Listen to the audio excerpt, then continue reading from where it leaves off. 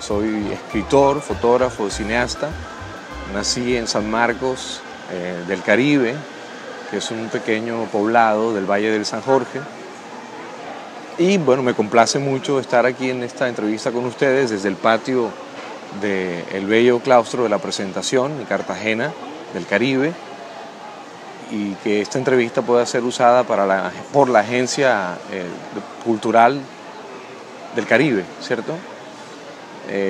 Para promover sus actividades como Hermanados por las Letras y otras que consideren necesarias. Para mí es un gran gusto y un honor estar aquí con ustedes. Yo comencé a leer y a escribir muy temprano, a la edad de 4 años, motivado por el amor de mi abuelo materno, que se llamaba Leonardo Emilio Bárcena Giraldo, quien al final de su vida se ocupó de mi formación y bueno, me hizo ese gran legado que fueron las letras, y por lo cual lo recuerdo cada día de mi vida. Así que creo que fue la principal motivación, ese contacto con el abuelo, y que el abuelo me transmitiera su sabiduría ya de un hombre mayor a punto de morir, la legara a un nieto que era su nieto favorito en ese momento, el más pequeño, y me brindara a mí ese tremendo regalo que me dio, que fue enseñarme las letras y enseñarme a escribir. Entonces llego al mundo de las letras de manera directa y gracias al corazón y al amor de mi abuelo, Leonardo, y luego ya entrado un poco ya más en adolescencia, gracias a la ayuda infinita y invaluable de mi padre, Ramiro Ensuncho Álvarez, que era un hombre culto, era un hombre que tenía una biblioteca personal destacada, era un hombre que sin haber continuado y completado una formación académica era un gran lector, y es recordado por sus amigos como un gran conversador y un gran tertuliador, y desde luego que el contacto con él durante la adolescencia y la juventud marcó también mi destino en las letras, porque fue siempre estimulante su acompañamiento en el proceso de la escritura, y por supuesto que parte de la elegancia con la que él mismo escribía sus documentaciones como funcionario público,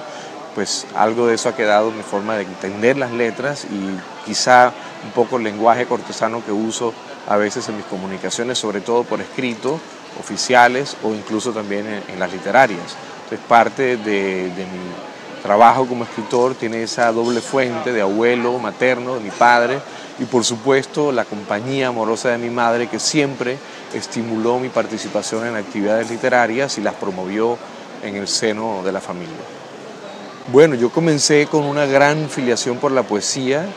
Indudablemente mi abuelo era un poeta clandestino. Ahora he descubierto ya en la adultez que él tenía unos poemas guardados para mi abuela, algunos digamos, de origen y de creación propia, otros de una colección de poetas que a él le gustaban y que se los escribía a mi abuela en un cuaderno de contabilidad que conservamos como un gran tesoro familiar. Entonces la poesía se me hace que es el primer género al cual yo me acerco, y también luego el cuento, pues motivado por la gran tradición oral del Caribe, de que en el Caribe nos contamos todo, todos los días, y por supuesto que eso dio paso a mi admiración tremenda por grandes cuentistas en la etapa inicial de mi vida, y luego ya pues entrado en la adolescencia en las novelas. Pero el primer contacto, yo creo que directo de cualquier niño, es la poesía, porque la poesía es lo que está en el aire de la infancia, y la poesía es una manera de preservar la infancia, que quizás es la mejor época de nuestra vida. Y desde luego ya pues los poemas, que a menudo suelen ser relacionados con la poesía, no en todos los casos hay poesía en los poemas, ya me acerco a ellos, digamos, en el periodo escolar, a través de la participación de jornadas literarias en la escuela,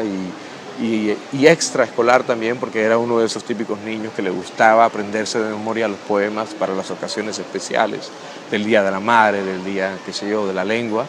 y me gustaba siempre participar de esas actividades en la escuela. Entonces, digamos que ese es el primer género al que me acerco, la poesía, y que de una u otra manera siento que no me ha abandonado, porque eso es una suerte de privilegio, seguir manteniéndome inmerso en el universo de la poesía. Yo diría que mi poesía, en un primer momento, pues es una perplejidad ante el mundo.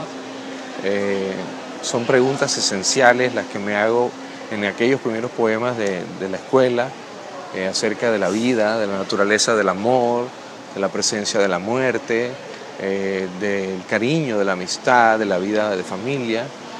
Y es mi manera de guardar silencio ante el mundo que me rodeaba, ¿cierto? Que en algún momento pues yo me sentía aislado porque la sensibilidad de un niño cuando está cerca a las artes, como fue mi caso desde pequeño, pues a veces no es entendida en el contexto en el que está. Entonces, mi manera de preservar el silencio fue siempre quedarme un poco aislado y tener un bolígrafo, un lápiz en la mano y garabatear algunos. Yo ni siquiera sabía en ese momento que eran versos, sino que eran más que todo unos pensamientos, unas reflexiones que hacía y que luego, con el paso del tiempo, ya me di cuenta. Yo creo que a los 13 años, cuando participo en un concurso del Colegio María Auxiliadora, donde yo cursaba mi secundaria en San Marcos, un concurso de ortografía, con todo, digamos, los seleccionados por cada aula para participar en el concurso, y yo me doy cuenta que en ese momento yo tenía una ortografía impecable, porque fui premiado, fui ganador de ese concurso, y quizá ese momento yo lo entendí como que yo tenía un destino en el mundo de las letras, porque claro, se me daba muy fácilmente la ortografía y fue impecable, no tuve ningún error en el dictado que hicimos para el concurso, y eso a mí me llenó de mucha motivación, porque además me obsequiaron un libro. Entonces el libro, que para mí siempre es la forma más directa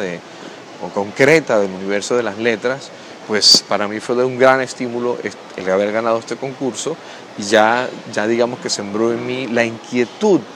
de que yo tenía algo que decir en el mundo de las letras, y por supuesto que fue alimentado por mi padre, que era, insisto, un gran lector y quien veía con cierta admiración, pero también con preocupación, el hecho de que yo estuviera decidiéndome desde temprano momento por el mundo de la literatura. Bueno, con el respecto al vínculo con el cine, que es un lenguaje otro, que es un lenguaje que sí busca, en mi caso particular, preservar de manera directa lo poético de la vida, porque la poesía, en algún momento por Twitter le envié un tweet a ese maestro que se llama Alejandro Jodorowsky, chileno que vive en Francia, de origen ucraniano, y además creador del Teatro Pánico y creador de una serie de películas memorables para la historia del arte y del vínculo justamente con el surrealismo y digamos con el cine de autor, pero desde una perspectiva bastante tenebrosa en algún momento. Pero recuerdo particular esa mañana en la que Jodorowsky preguntaba en su Twitter qué era la poesía o qué es la poesía, y que le decía a sus lectores que le dieran algunas respuestas, y yo respondí algo para Jodorowsky que me fue muy significativo en el momento, y recibí un buen comentario de su parte, y la poesía es una mariposa que está revoloteando alrededor nuestro todo el tiempo. En ocasiones percibimos su vuelo, en ocasiones nos admiramos ante su belleza y pretendemos capturarla, y ese ejercicio de capturar la poesía es tenebroso porque significa que la mariposa pierda su vida y termine ensartada con un alfiler en un papel. El poema es el rastro que ha dejado la poesía en el papel, no es la poesía. La poesía está en el aire, flotando, murmurándonos alrededor nuestro, revoloteándonos, casi todo el tiempo. Muy pocas veces estamos con los sentidos afinados y agudos para percibirla, pero está ahí, dando vueltas alrededor. Y creo que esa conexión del universo de la poesía con el mundo de la imagen es muy claro, pues está. Y el cine yo aprendí a admirarlo desde niño también, en San Marcos, en la sala del Teatro Olimpia, donde era una sala al aire libre, con el techo de 1.000.000 de estrellas. Y esas películas que vi durante la adolescencia marcaron también un derrotero en mi vida. Luego ya llegué a Barranquilla siendo un joven, a la edad de 20 años, participé de la refundación de la Cinemateca del Caribe de esa ciudad como espectador, y ahí empecé a ver un cine de autor que me conmovió hondamente, y también entendí en ese momento que estaba llegando un nuevo lenguaje a mi vida y ese lenguaje tenía que ver conmigo. Y a los 24 años se me dio la locura de filmar un cortometraje con una cámara de video muy sencilla y gracias al apoyo de un gran amigo, productor que hoy, bueno, que vivía y vive todavía en Los Ángeles, de origen cartagenero de nacimiento, y que se llama Nicolás Emiliani, y con Nico hicimos un cortometraje que titulamos Zoom, y que fue, bueno, mi primera piedra en el mundo del cine. Nos divertimos muchísimo con Nicolás, y tu pregunta es muy importante porque yo desde Zoom entendí que el cine no tiene que ver con el guión, porque que la cámara es una forma de escritura. Entonces sí entendí muy temprano también, gracias a la intuición, de verdad debo decirlo, que una cosa son las letras, que por supuesto yo admiro muchísimo el trabajo literario que hay en los guiones, sobre todo en los diálogos, en el establecimiento, sí, sobre todo de conversaciones, pero que el universo de las letras, si bien llega al mundo del cine a través del guión, no es imperativo en el cine, porque el cine tiene otras formas de escritura, que son la imagen puramente y el sonido. Mucho más parecido, según dice el querido amigo Carlos Reigadas, al mundo de los sueños, porque el mundo de los sueños es un mundo de la imagen y el sonido. Entonces, no necesariamente tiene que ver con la palabra. La imagen ya es otro lenguaje. Entonces, me sedujo siempre esa conexión de la imagen como una forma de narrar, como una forma de poetizar por sí misma la vida, sin la mediación de la palabra. La imagen y el sonido tienen tanta contundencia como lo tiene la palabra, ¿no? Entonces, creo que cuando hago cine, me gusta que ese cine sea autónomo y que sea distinto de la palabra. No me gusta el guión. Cojo la cámara y empiezo a reaccionar ante la vida, como diría por ahí un maestro del cine. Reacciono ante la vida con la cámara, filmo y ya luego, pasados algunos meses, algunas temporadas, cojo ese material, lo vuelvo a ver y lo organizo de tal manera en la que la palabra no tenga que marcarle un destino y un derrotero a las imágenes, sino que sean las mismas imágenes las que sean capaces de decirnos algo sobre esa forma de ver el mundo que uno manifiesta a través de la imagen. Has dicho algo muy interesante y creo que el universo del arte es un universo que va más allá de la razón. El universo del arte apela a la emoción y la emoción no tiene que ser un vehículo de la razón. Dicho de esta manera, lo que decías o la lectura que hacías de que el cine, en particular desde mi punto de vista, es emocional, es un cine que genera emociones, y que esas emociones son una forma de comprender el mundo. El mundo no se comprende solo a partir de la razón. Eso es un drama del racionalismo que mantiene a quien hace, digamos, camino en él, en el racionalismo, que es muy frustrante porque la razón no logra explicar la mayoría de las cosas del mundo. Buena parte de las cosas del mundo son comprendidas a través de la emoción que nos suscita. El sentido que otorga el arte es a partir de la emoción, no solo de la razón. Entonces el cine para mí sí es un vehículo de la emoción, definitivamente. Y bueno, comencé muy chico, a los 24, una carrera que todavía es aún muy desconocida y que no tengo ningún afán en que sea conocida, porque cada árbol tiene su tiempo específico para dar los frutos,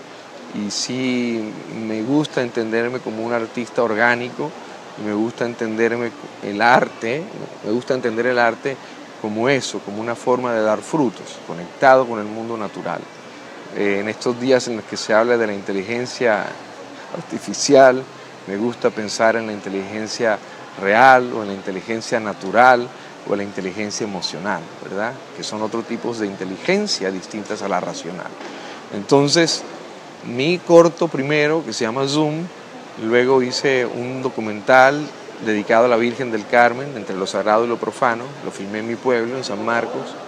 explorando esa bella festividad de la Virgen y asociándola con festividades ancestrales de esta tierra conocida como el Nuevo Mundo antes de la llegada de España y de Europa. y entiendo en esa fiesta una conexión muy directa con celebraciones antiguas a la Madre Universal, que es representada hoy día a través de la Virgen.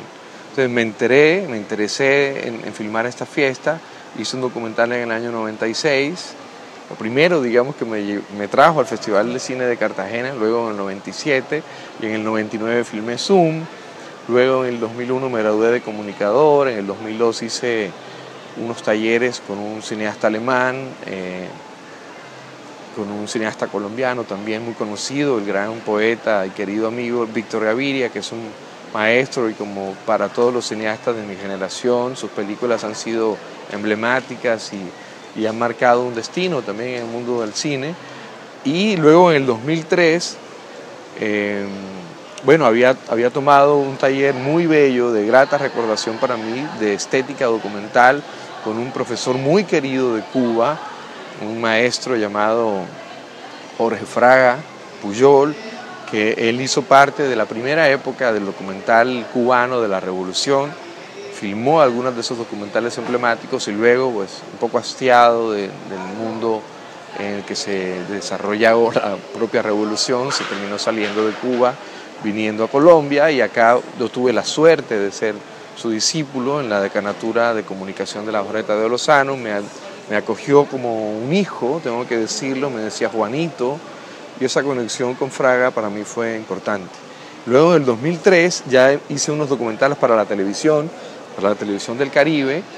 que me permitieron conocer o reconocer o descubrir buena parte de la geografía caribe, y estuve en la ciudad de Mompox por primera vez gracias a ese documental o a esa serie de documentales que me encargaron unos 3 para la televisión del Caribe en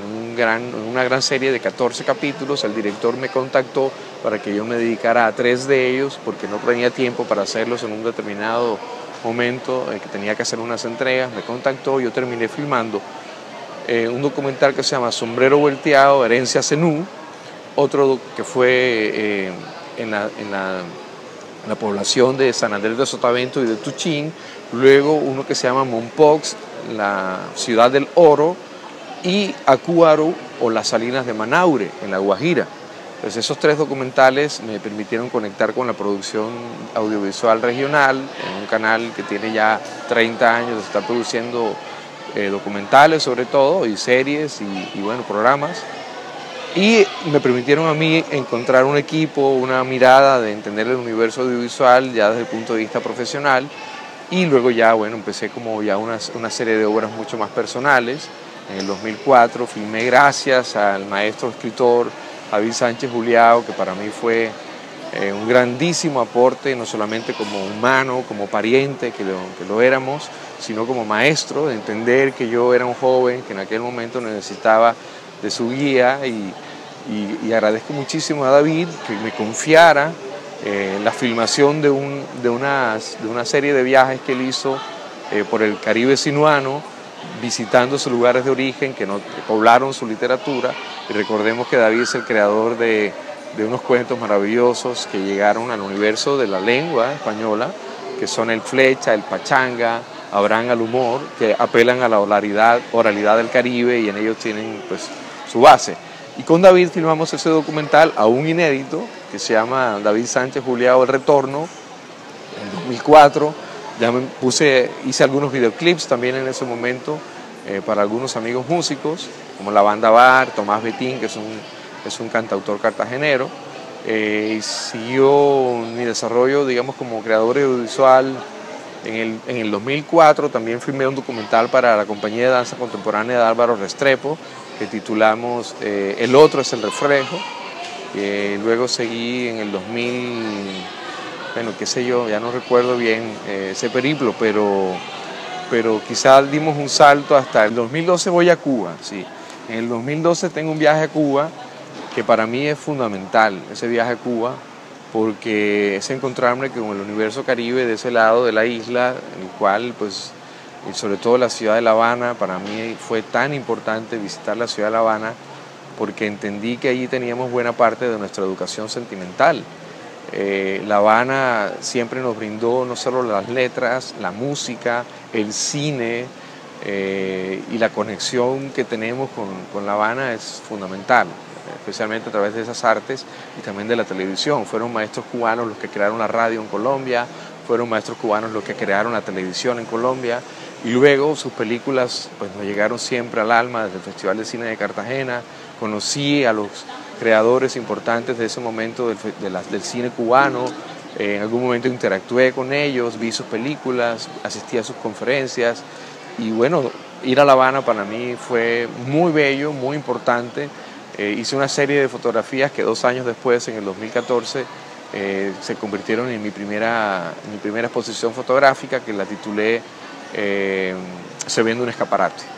Y Se vende un escaparate fue como mi nacimiento como fotógrafo, ya digamos oficial. Había hecho fotografías amateurs desde muchos años, pero ya la primera exposición de fotos es gracias a La Habana. Ahí descubro, por ejemplo, la tumba de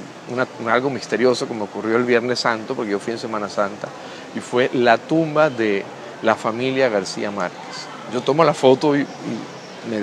por supuesto con un pálpito en el alma, y ya luego la pongo en la exposición, y fue una foto que terminé yo regalándole a Jaime García Márquez y llevándosela a la sede de la fundación que queda en Cartagena, de aquí del Caribe, porque fue para mí un momento de epifanía. Fue como entender que, bueno, pues, la llegada de la muerte a la familia de García Márquez, y qué sé yo todavía no me explico por qué estaba una tumba que dijera familia García Márquez en la necrópolis de Colón, en La Habana. Pero para mí fue un momento revelador, ¿verdad? Un poco casi también tenebroso, pero bueno, eso está ahí en una fotografía que conservo. Por supuesto, cuando se la llevé a Jaime también se sorprendió. Y bueno, dos años después, porque mi viaje fue en 2012, 2 años después, muere García Márquez, justo en Semana Santa, un día, no viernes, sino Jueves Santo. Entonces para mí fue un momento de conexión brutal con este ser maravilloso, que es este gran árbol de patio, como lo es Don Gabriel, que ha acogido en su sombra pues a tantos y tantas creadores y creadoras del mundo, ¿verdad? Y yo me considero, por supuesto, no un hijo, pero sí casi que un sobrino, o quizá un nieto del viejo Gabo, que conocí en unas 3 ocasiones en Cartagena. Lo vi, conversé con él, y que le estoy también profundamente agradecido por su obra, por lo que conversamos en esos 3 encuentros, y por las revelaciones que tuve gracias a su pluma, a su presencia, a su contacto físico. Recuerdo su cercanía con gran admiración, pero también con mucha naturalidad, porque para mí el viejo era como ese tío contador de historias, y como ese abuelo que te pone la mano en el hombro y te dice, sigue haciendo lo tuyo, ese es el camino, no lo desvíes, y no más, que el interés para mí, porque sí me preguntó en algún momento, ¿qué quieres? ¿Qué te puedo ayudar? ¿Qué necesitas? Y yo, pues nada, maestro, solamente con su luz y ya con su, mejor dicho, ya todo lo había hecho él, con esa guía que nos había dado del mundo espiritual del Caribe, de entendernos como seres humanos, como hombres, porque el hombre en la literatura de García Márquez, la forma de ser hombre, con toda esa multiplicidad y toda esa diferencia que hay de los personajes masculinos, pues definitivamente nos marca a los escritores del Caribe a partir de él. Y bueno, después, en el 2014, voy a México y filmo una búsqueda de un cineasta mexicano muy querido por mí, que se llama Carlos Reigadas, ya lo he mencionado acá, que es, digamos, un gran maestro del cine en nuestro continente. Hablo del continente americano, porque Reigadas es un maestro continental, es un maestro universal del cine, y a mí se me da por buscarlo, porque sabía que iba a estar muy cerca del pueblo donde me habían dicho que vivía, y cogí mi cámara en medio del viaje y empecé a preguntar por él en el pueblo de Tepoztlán, que me había dicho que vivía allí, en Michoacán, y fui a buscarlo, no lo encontré, y de vuelta a la Ciudad de México me respondió no solo con un correo electrónico, sino yo le escribí mi teléfono, me llamó, querido Carlos, a decirme que había lamentado no leer en el momento adecuado el correo, pero que nos veíamos en Colombia ese mismo año, que venía para el mes de mayo, Y así fue, lo vi en mayo y quise pues yo editar este cortico para obsequiarle la búsqueda que había tenido de él en enero, y así fue. En mayo del 2014 le di al propio autor un documental que se llama Buscando Arraigadas, que luego lo publiqué en YouTube. Digamos, lo más reciente lo he publicado en YouTube, que es mi manera directa, ¿sabes?, sin mediaciones, de llegar a los espectadores. Ese mismo año, durante esa semana de un seminario internacional de cine de autor que tomamos con Carlos y también Amad Escalante, que es también un mejor director de Cannes, digamos, Carlos recibió el mejor director de Cannes en 2012 y Amad lo recibió en 2013. Fue un par de años cuyo mejor director en Cannes fueron mexicanos. Entonces, además, Amad, que es una suerte de discípulo de Carlos, porque él lo estimuló en algún momento para que se desarrollara como cineasta. Y bueno, para mí fue muy importante conocerlos a ellos en esa ocasión en Bogotá, y durante esos días, aprovechando mi estadía en la ciudad, se me dio por filmar un documental dedicado a una cosa muy loca, que era una exposición de Salvador Dalí, en la que Dalí hace un tributo a ese gran poeta toscano que es Dante Alighieri, en una exposición donde se exhibieron las 100 xilografías que hizo Dalí de la Divina Comedia. Entonces yo filmé eso en mayo, y en julio de ese año lo edité en la ciudad de Montería gracias a los oficios de mi querido amigo Ricky Pinilla, con el cual edité varios corticos en su casa de Montería, en el Valle del Sinú, y también se le dio por ser el productor de mi primer largometraje, que todavía está en salmuera. Pero editamos en ese momento La Divina Comedia de Dalí, que es una pieza documental, videoarte. Yo no tengo clasificación, de eso se ocuparán los críticos en algún momento, si es que tengo mérito para que la crítica se ocupe de mí, que bueno, eso nunca se sabe. Pero La Divina Comedia de Dalí es una obra para mí muy divertida de haber editado, y sobre todo esa conexión con esos mundos antiguos, porque ese año justamente se celebraban los 750 años del nacimiento del Dante, y los 50 años, en 2015, los 50 años del encargo que habían hecho a Dalí de esa obra. Entonces para mí fue conectarme con Dalí, que es un maestro para mí muy querido, y que me parece su obra influencia desde el punto de vista pictórico, influencia en mi vida como creador, y que él hubiese rendido tributo a Dante Alighieri, pues lo hacía de una manera muy importante, y para mí fue una conexión con el universo medieval, que me interesa muchísimo, con el universo toscano, en particular el Dante, que es este gran creador de la lengua italiana, gracias a la Divina Comedia. Y bueno, fue un acercamiento. Entonces ese cortico es como una caja dentro de una caja dentro de una caja, ¿verdad? Es mi visión de la exposición de Dalí referida a Dante. Entonces es una conexión ahí, un juego de ondas en el tiempo, que a mí me sigue suscitando mucho interés, esa forma de entender el universo estético, de entenderlo en el tiempo, además de entenderlo fuera del tiempo. Y después de ese cortico filmé un homenaje a Raúl Gómez Hattin, que también puede ser visto en YouTube, que se llama Raúl 70, la poemícula, en su aniversario 70 de natalicio, del queridísimo poeta Raúl Gómez Hattin del Valle del Sinú, de la ciudad de Cereté, nacido en Cartagena, pero que él le dedica tantos versos a Cartagena, a Cereté. Fue mi manera de rendirle tributo a Gómez Hattin, a quien lo vi una vez en Cartagena. Luego también filmé un cortometraje familiar dedicado a los 70 años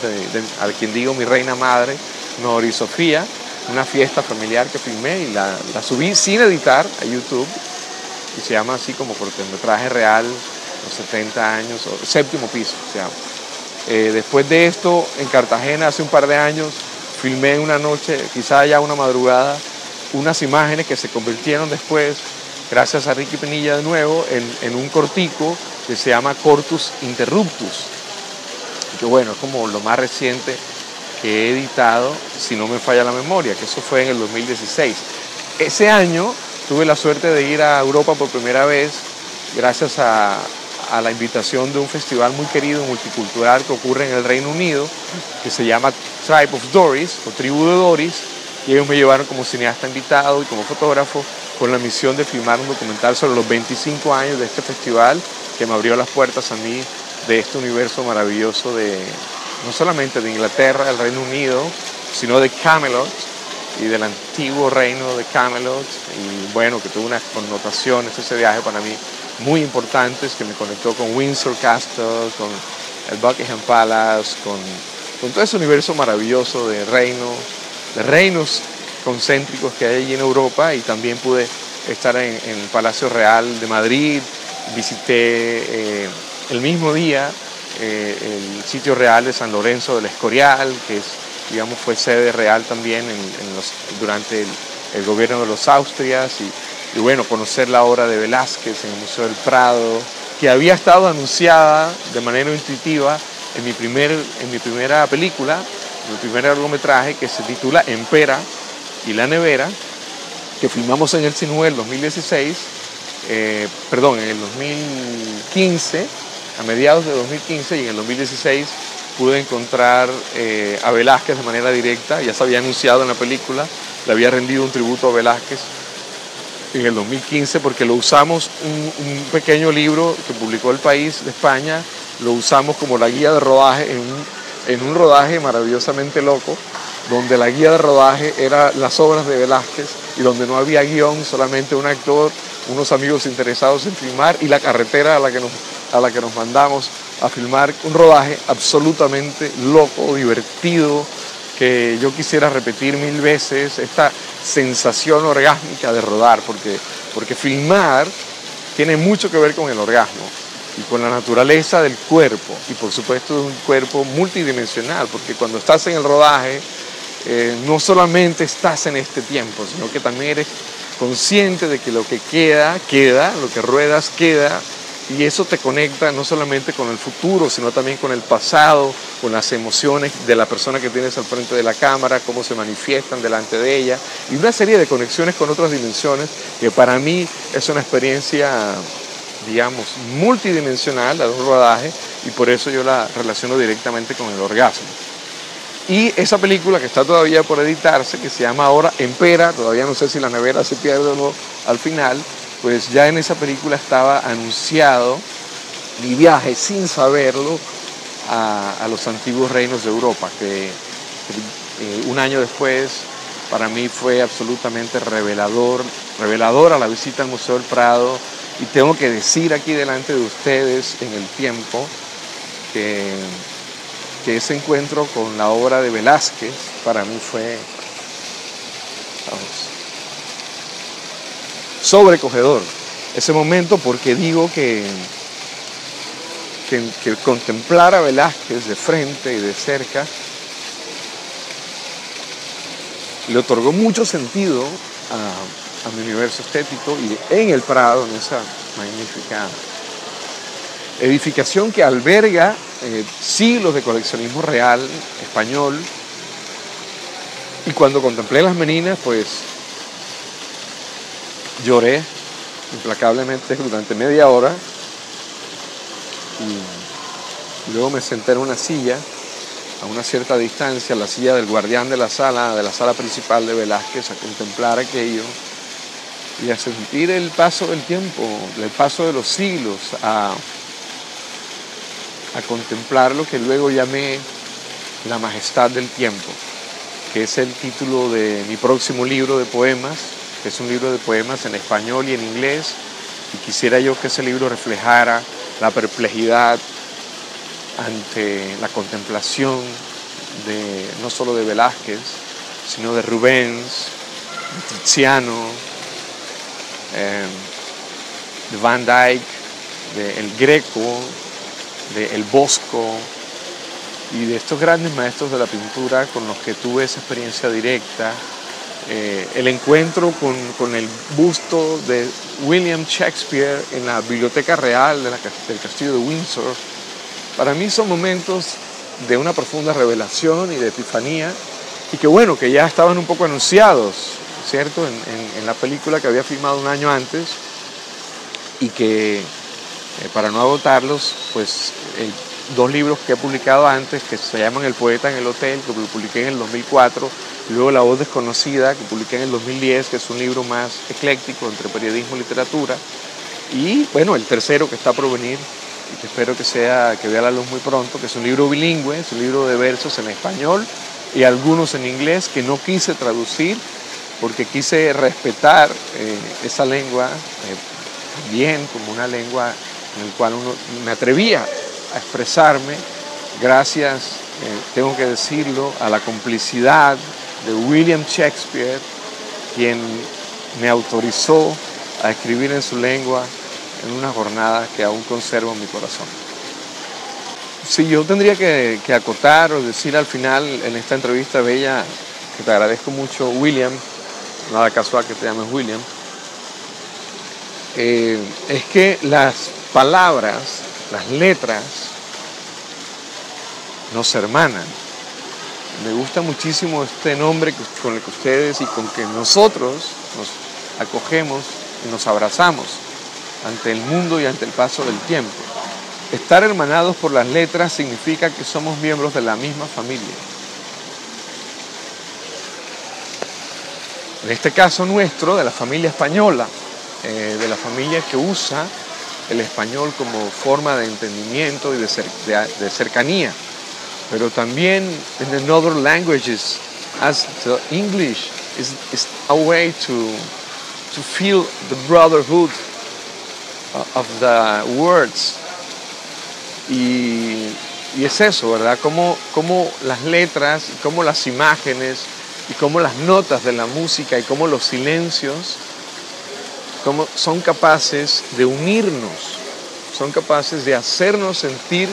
miembros de la misma familia. Eso es poderoso,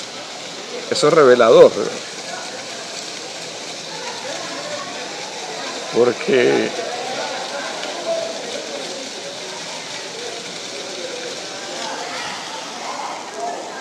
es en un mundo en el cual la política y la economía siempre tienden a dividirnos, pues el universo del arte está para juntarnos, ¿verdad? Y esa es la importancia del arte en el mundo de hoy, que es una forma de acercarnos, es una forma de vincularnos, de hermanarnos, de hacernos sentir miembros de la misma familia. Ese diría que es mi mensaje para estos hermanos en las letras, que son ustedes, que no abandonemos ese camino del arte, porque el camino del arte es el que nos permite encontrarnos con el otro, mientras la política nos divide entre izquierda, derecha, azules, rojos, verdes, amarillos, de todos los colores y de todas las tendencias, y que la política no es sino una herramienta para distanciarnos, para dividirnos, y mientras la economía también nos plantea un mundo en el que unos somos poderosos, otros somos pobres, unos somos con alta capacidad adquisitiva, otros somos los dueños de una tierra, unos dueños del mercado, los otros somos unos esclavos del mercado. Y mientras la economía nos divide también, es una herramienta de división del alma humana, el arte, y solo el arte, es capaz de integrarnos.